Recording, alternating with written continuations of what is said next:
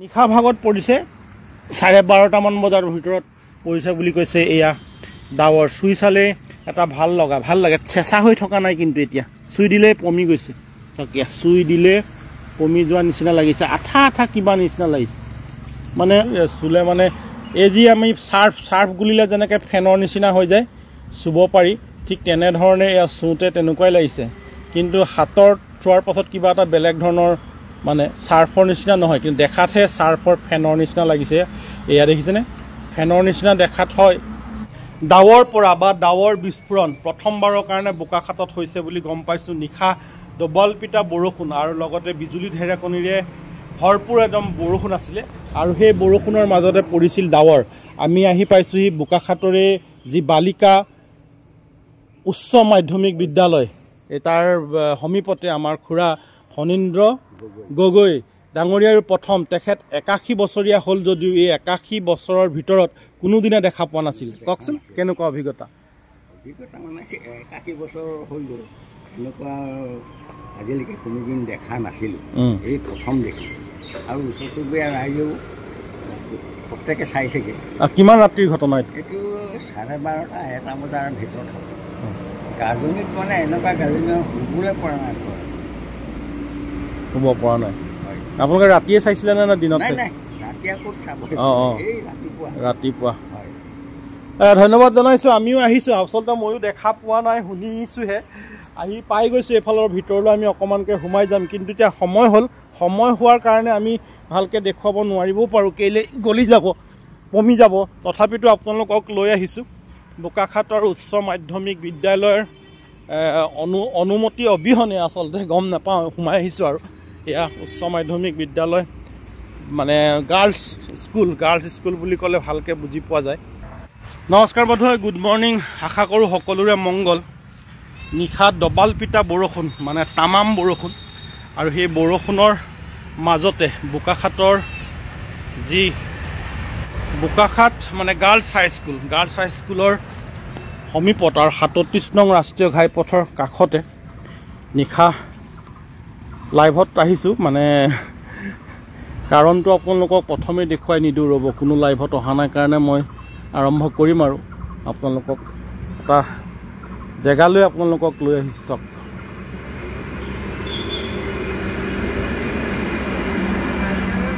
নাইকিয়া হৈ গৈ থাকিব। এয়া এগৰাকী দুগৰাকীকে বাৰু লাইভত আহি যাব। এয়া চাওক, মোৰ প্ৰথম এক্সপিৰিয়েঞ্চ, আৰু আপোনালোকৰো নিশ্চয় প্ৰথম এক্সপিৰিয়েঞ্চ।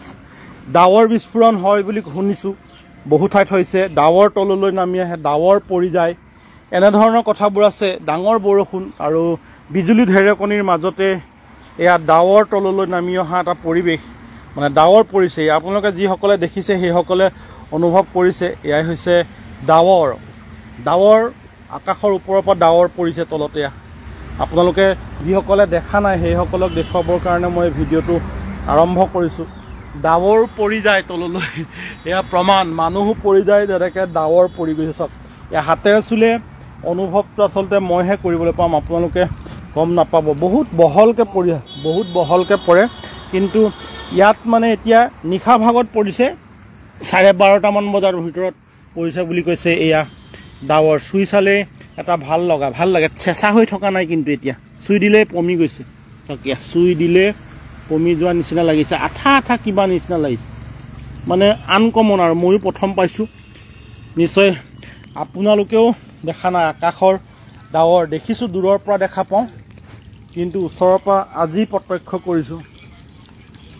কিমান ভাল লগা, চপৰকৈ পৰিছিলে, বহুত বিস্তীৰ্ণ এৰিয়া পৰিছিলে, কিন্তু কমি আহি পেলাই ইমানটো হ'লগৈ।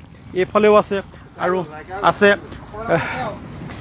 মোৰ সতীৰ্থ সাংবাদিক ধ্ৰুৱজ্যোতিৰো এক্সপিৰিয়েঞ্চ, মানে অভিজ্ঞতাৰ কথাটো অকণমানকৈ গম পাই লওঁ।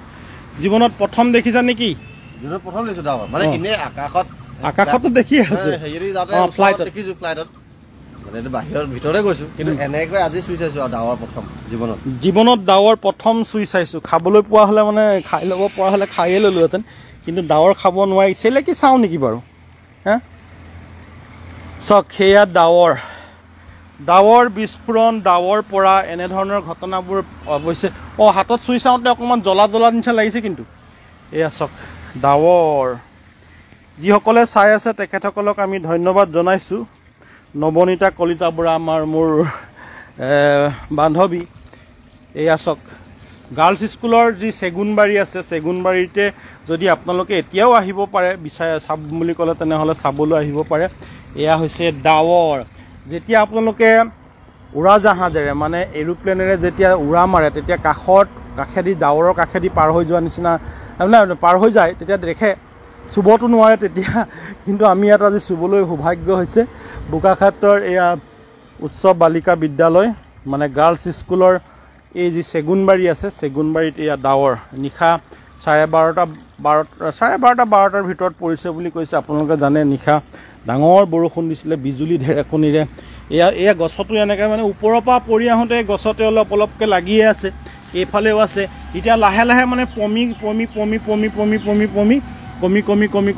আহিছে, কমি ইমানটো হৈছেগৈ ইয়াত। আৰু সেইফালে আছে এইডোখৰ গোটেই ডোখৰ ডাঙৰকৈ পৰিছিলে। যিসকলে দেখিছিলে মানে তেওঁলোকৰ মতে ইয়াত 100 পৰা 200 পৰা নহয়, মানে একেলগে তললৈ নামি আহে মানে হেৰিটো ডাৱৰ। আৰু চুই চাওঁতে মই অনুভৱ কৰিছোঁ চুলে মানে এই যি আমি চাৰ্ফ গুলিলে যেনেকৈ ফেনৰ নিচিনা হৈ যায় চুব পাৰি, ঠিক তেনেধৰণে এয়া চুওঁতে তেনেকুৱাই লাগিছে। কিন্তু হাতত চোৱাৰ পাছত কিবা এটা বেলেগ ধৰণৰ মানে চাৰ্ফৰ নিচিনা নহয়, কিন্তু দেখাতহে চাৰ্ফৰ ফেনৰ নিচিনা লাগিছে। এয়া দেখিছেনে, ফেনৰ নিচিনা দেখাত হয়, কিন্তু ফেন বুলি ক'ব নোৱাৰি, যাকে আমি ডাৱৰ বুলি কওঁ।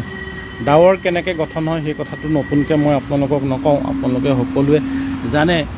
এয়া এটা নতুন অভিজ্ঞতা মোৰ, আৰু আপোনালোকেও বোকাখতীয়া হিচাপে নিশ্চয়কৈ আপোনালোকে নাই পোৱা এনেকুৱা ধৰণৰ এয়া ডাৱৰ খহি পৰা, ডাৱৰ পৰি যোৱা ভাল লগা মানে ঠাই হৈ পৰে। আমি বহুলোকে ডাৱৰ চাবলৈ যায় মানে কি আৰু আকাশৰ ওপৰত, কিন্তু এনেকৈ পৰি যোৱা ডাৱৰ প্ৰথমবাৰৰ কাৰণে মই দেখিছোঁ, আৰু সেইবাবে আপোনালোককো দেখুৱাৰ প্ৰয়াস কৰিছোঁ।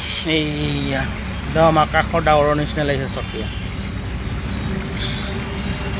যিসকলে চাই আছে ধন্যবাদ জনাইছোঁ। ইনামণি বৰঠাকুৰ বাইদেউ চাই আছে। যিসকলে চাই আছে ৰাজা আহমেদৰ ঘৰৰ ওচৰতে হ'ব আমাৰ। এয়া চাওক চপৰকৈ পৰিছিলে কিজানি, এতিয়া যেন এয়াও এটা চপৰা কিমান ডাঙৰকৈ আছে এতিয়া।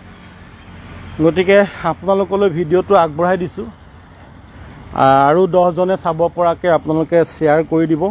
বোকাখাটত এয়া এগৰাকী ব্যক্তিক আমি পালোঁ, কিন্তু তেখেতক আমি লাইভত ল'ব নোৱাৰিলোঁ।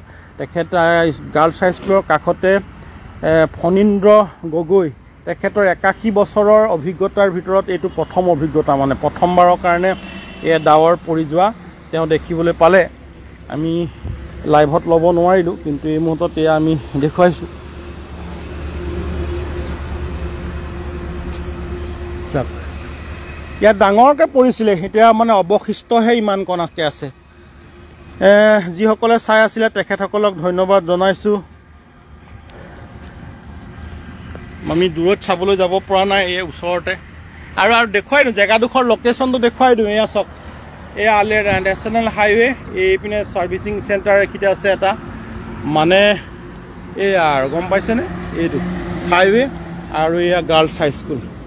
তাৰ এই ৱালখনৰ কাষতে, এইফালেদি আপোনালোকে আহিব নোৱাৰে, আমি স্কুলৰ ভিতৰেদি আহিছোঁ। ধন্যবাদ জনাইছোঁ আপোনালোকক।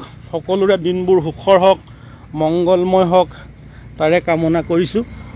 আৰু আমি ভিডিঅ'টো বেছি দীঘলীয়া নকৰোঁ, চাই থকাসকলক ধন্যবাদ জনাইছোঁ।